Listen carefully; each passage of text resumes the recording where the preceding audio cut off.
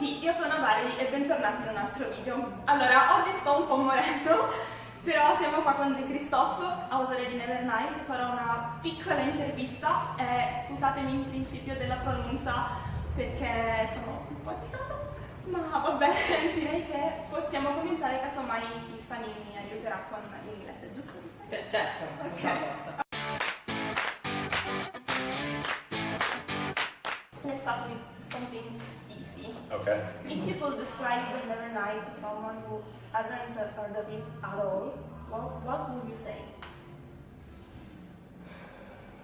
It's Harry Potter with more violence and sex, I guess. And blood? Yeah. Violence, sex, blood. Yeah. I mean, it's a young girl's quest for revenge against the people that have wronged her and her family. But in the course of going on that quest for revenge, she learns what the price of that vengeance is going to be. So, but yeah, the first book in particular, it's set at an assassin school, so it's kind of like Harry Potter with more sex and violence. Okay. And now talking about Mia, she's a badass. I'm glad you like her. Yes, very much. And she is kind of a black hero or red hero. Yeah. Because of the blood, you know. Yeah. But when you were reading, while you were reading Nevernight and then God's Grave and Back to Dawn, have you ever been tempted to make her rot in revenge? Make her, sorry? Rot. Like, make her completely bad. Oh, I see.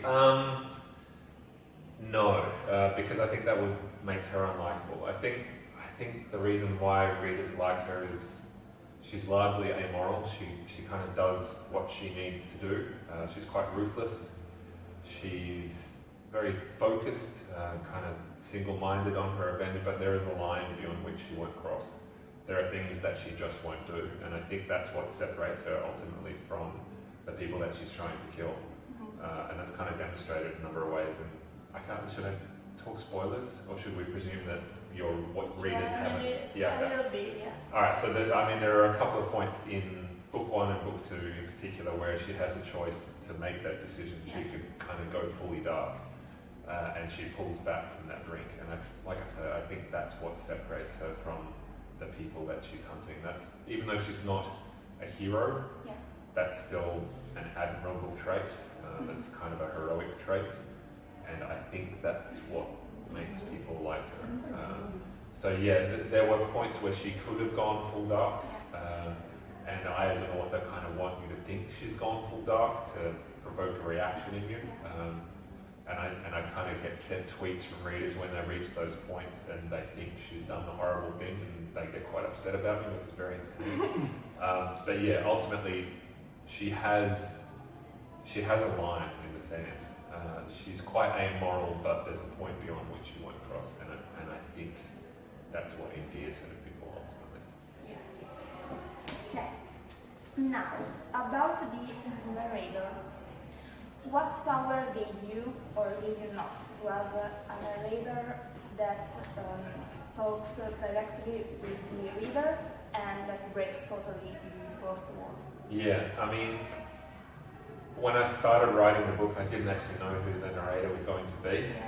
There were probably 3 different possibilities, but because there's kind of 2 styles of writers in the world. There are pantsers, that people who kind of make it up as they go along, which is what I do, and then there are plotters. They plot everything out quite meticulously, and they can see the exact path they're going to travel along to get to the end of the story. I'm not like that. I'm not that smart. I kind of have to find the story as I tell it. So I had those 3 narrators in mind, and I wasn't really sure. I probably almost knew by the end of book 2 who it was going to be. But I mean, the narrator kind of does 3 jobs.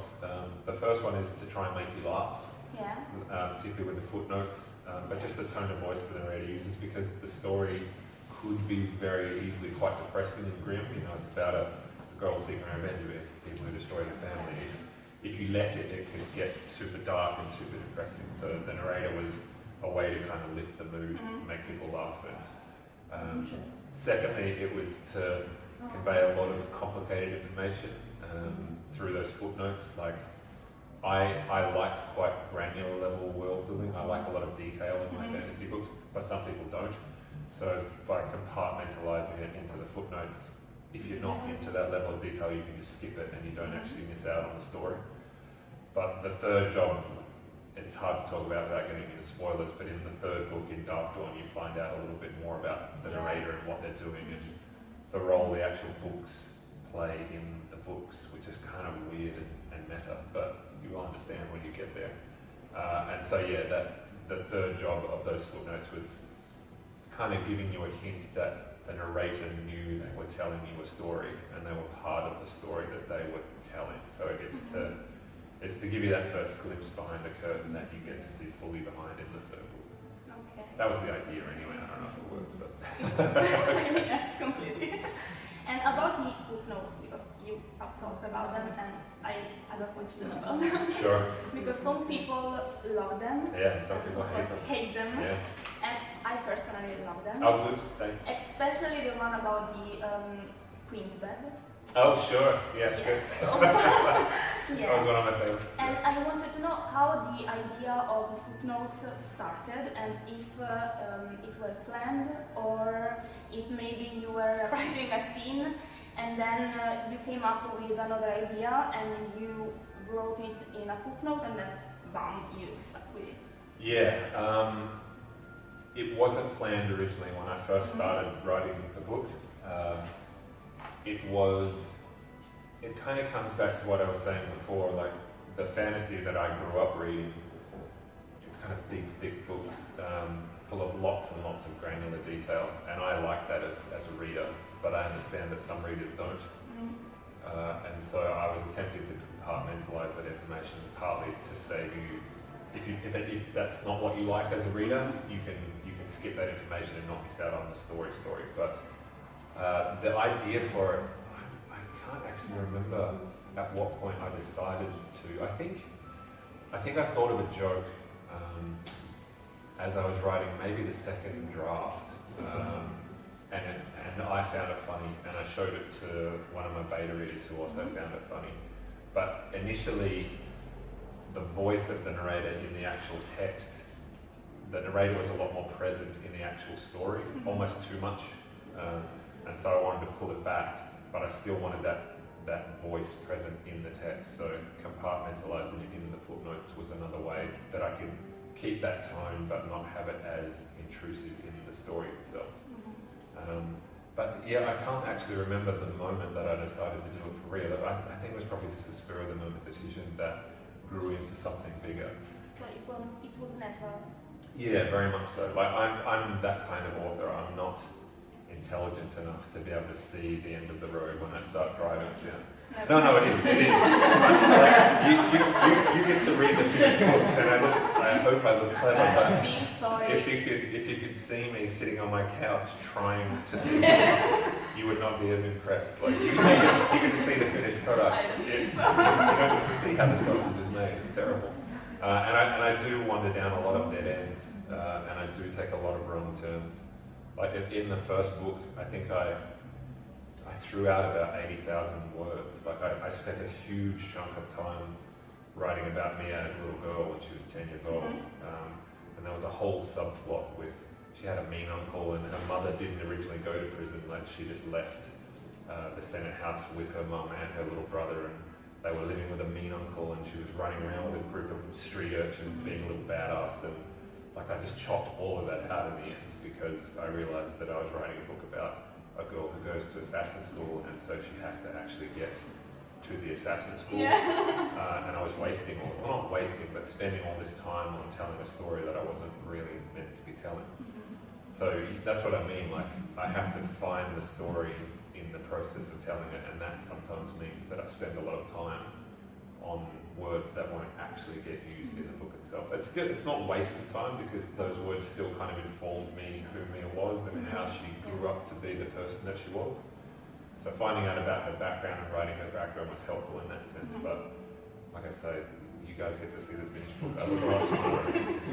So the plot wasn't planned or maybe at some point surprised you?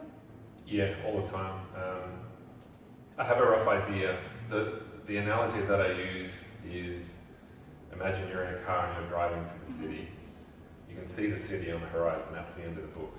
So you can drive in that direction, but you're not sure what roads you're going to take to get to the city, and sometimes you might take a wrong turn, sometimes you might get lost, but eventually if you can see the city on the horizon all the time, you will eventually get there. That's kind of how I write. So when I was writing the first book, I knew there was going to be a big confrontation at the school at the end. I didn't know what was going to happen to Trick until it was happening. And then, yeah, right. I mean, that's what I'm supposed to do. But I didn't know, originally when I wrote that scene, the people responsible for it weren't the people that ended up being responsible in the final draft of the book. So I tend to write by trial and error. Sometimes I know, like sometimes I'll have a scene in my head and I'll kind of work towards that scene. But a lot of the time I'm just driving towards the city on the horizon and I'm not quite sure what road I'm going to travel. And that's why you wrote 3 different endings for Dark Dawn, yeah. I wonder how much depressing they were. Oh, they were horrible. Yeah, no. Everyone read them. If this one is the less depressing. That's the happy one, yeah. No, the really bad one was really bad.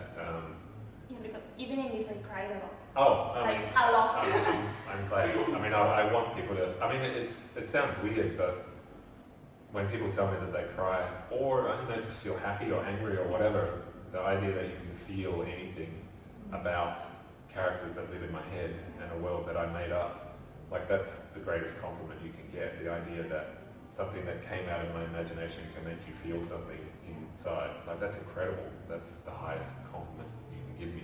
So whether it be you got angry or happy or sad or whatever, the idea that you felt anything at all is great. But yeah, the third ending was really dark, really horrible, and no one wants to read it. Like a couple of people have asked, and I haven't published it. It's like, no.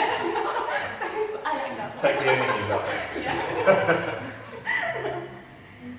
Okay, so about the dark things and healings and maybe something a little bit dark. If you could kill or not kill someone that you killed or not killed in the trilogy or in the series, who would it be? Probably... spoiler! Quindi casomai saltatemi, lasciatemi il minuto giù, però sì. Well, I don't know. Everyone dies for a reason. I don't kill them arbitrarily. The deaths in the book have to serve a purpose. So everyone that I killed, it does a job, but I think the person that I killed that people saw most potential in was Cassius in book 1. I don't know why people gravitate towards Cassius as a character, because there's not a lot of him in the book. He's just kind of, he's really handsome, he has long black hair, and he's super mysterious. Like that's why. Right. But as soon as I start telling you more about him, he stops becoming mysterious. Yeah. So he's just really handsome with long black hair. That's it. Like, that's enough. Alright. Well, it makes you feel better. The main character in my new series, Empire of the Vampire, is really handsome. He has long black hair. So there you go. I will love it. Alright. But yeah, a lot of people mentioned Cassius, and they found him interesting and wanted to know more about him. And you find out a little bit more about him through Eclipse, because Mia formed a relationship with Eclipse. But that tends to be the one character that people talk to me about the most. I felt so bad for Eclipse. Yeah, me too. I mean, I'm a dog person. Because I have a dog. Yeah, me too. I know. That's my last question. Yeah. You say that Nevernight is not young adult. I agree. But what was the idea and why you wrote something so different? With violence, sex, blood, but with characters that are teenagers. I mean, those years of your life tend to be the most formative ones. They're the ones, unless something serious happens later in life, the experiences that you go through as a teenager and a young adult tend to be the ones that shape you into the adult that you become. It's a really important stage of your life. It's a very emotional stage of your life. You're learning who you are, you're learning where you'll fit in the grand scheme of things. You learn what you want out of life. So it's a kind of tumultuous, chaotic time, and it's a really interesting time to tell a story. And I wanted to show the formation of Mia and see her grow into this kind of legendary figure that she became. You can't really learn to become a legendary assassin when you're 27 years old. Like, sorry for all you 27-year-olds out there. I'm in my 40s. Like, I would never become a legendary assassin. But you know, if you're going to become good at anything, you kind of have to start when you're young. And so, yeah, I wanted to show the formation of her, kind of from fledgling to coming into her own to kind of full power mode, kind of over book 1, 2, and 3. So starting her young seemed to be a logical place to kind of tell that story. But I mean, when you're that age, there's a lot of amazing, interesting stuff that happens to you. Generally speaking, you'll fall in love for the first time. Generally speaking, you'll have your heart broken for the first time. Generally speaking, it'll be an age where the way you see the world is truly challenged for the first time.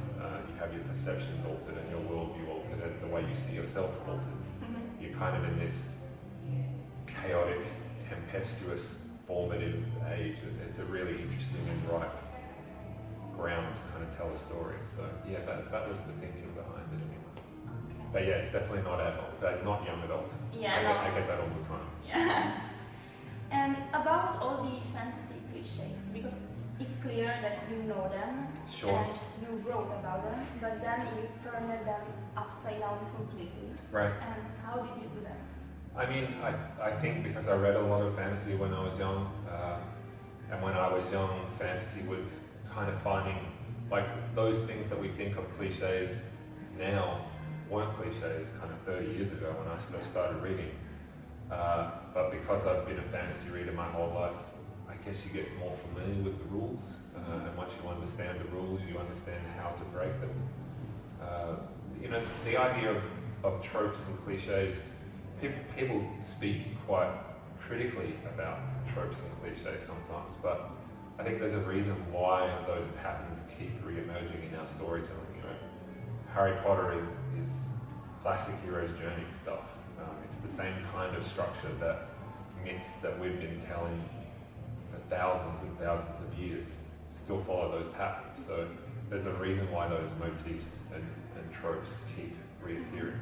So I mean, like, in a sense, Mia is quite a tropey character, and her journey is quite tropey. You know, she yeah. I mean, she breaks the mold in certain ways. I mean, I think the way she breaks the mold, most importantly, is who she is as a person. Like the fact that she's an anti-hero, the fact that she's not on a quest for anything other than personal retribution and vendetta. She's not trying to save the world, like where a character like Harry Potter or Frodo Baggins in Lord of the Rings, they're trying to save the world from the darkness. She doesn't care about the world. She actively dislikes the world as a general rule. She's about personal vendetta and writing the world the way she sees it. So she's quite selfish in that sense. So she breaks the rules of a traditional hero.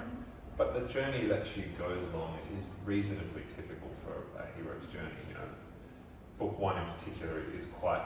There are a lot of beats on a typical kind of Joseph Campbell hero of Thousand Faces hero's journey that Mia does hit along the way. So she's kind of playing within the box but breaking out of it in different ways. Anyway, I think her as a character is the best example of how I'm trying to break rules in that sense, both in the sense of what a hero should be and maybe what a female character should be in those settings. She's not a very girly girl, I guess, which is one of the other ways I was trying to break that mold. And that's why I love her. Oh, good. I'm glad. She's one of my favorite female characters in fantasy. Oh, thanks. Who are your other faves? Emily Ranger. Oh, sure. Yeah. Yeah, and Luna Lovegood. Oh, yeah. Okay. And I know I like Mara Dyer too. Of Michelle King books. Oh, okay, alright, sure. Me and becoming a bombardier. Yep. Kind of anti-hero. Yeah, sure. I like anti-heroes. Yeah, me too. Okay, very last question, but it's for my personal curiosity. Alright, sure. I know that you have a Jack Russell and I do. have a Jack Russell. Oh, too. really? Yeah. But mine is not lazy. How is it possible to have a lazy Jack Russell? How old is yours? 6 years old. Yeah, I mean, mine's 14. He's quite old now. But I don't know what it was. Like when we first got him, he was crazy. Yeah. He would just run around all day. Yeah. He would escape all the time. Yeah, mine too. I remember I got a call at work from my next door neighbour who lived to the left saying, your dog is in my front yard, come and get it. So I drove from work home, I locked him in the backyard, drove back to work. I got a call from the neighbour that lives on the right hand side saying, your dog's in my front yard, come and get it. So I drove back home, I put him out back and then I hid in a bush. So he thought I had gone just to watch how he was getting out, so I couldn't figure out how he was escaping. And he was running up the wall. He was running up the wall and jumping over the gate. Yeah, it's crazy. Yeah. And I caught him mid-jump and he looked at me like... so I had to put bricks on the top of the gate to stop him being able to jump over the top. But yeah, he's gotten old now, so... And also, I think... I used to walk him like 3 times a day. Mm-hmm. I would walk him in the morning, I would walk him when I got home from work, and then I would walk him like late at night. And that was when I did a lot of my writing, when I was still working my day job. When I was walking Sam, I would be thinking about the plots of my books. It would be kind of alone time. I would just take him down by the river and just think. But yeah, now he's old, so he just sleeps all day. Yeah, just wait. Yeah. Or just walk him a lot, I guess. Yeah, I do that, but... They're crazy, they're insane. I mean, they're kind of hunting dogs. They're meant to be super energetic, so... And he's the love of my life, so... Yeah, I love him too. They're the best. What's your name? Noel. Noel, okay. Yeah, alright. Well, yeah. I guess just wait like 4 years, you'll be okay. Yeah. Okay, thank you so much You're for welcome. the interview. And sorry for my pronunciation, but I'm Oh, no. so emotional. No. Your English is way better than my Italian. I took Italian in high school for 3 years and I can speak about 100 words of it. So, you know, you're doing great. Thank you so much. You're welcome. Ok, allora io... Sta registrando ancora? Non panico, ti panico. Check. Ok, allora io ho finito, grazie per aver visto l'intervista e grazie a Jay Kristoff per essere stato qua con me e noi ci vediamo nel prossimo video. Ciao!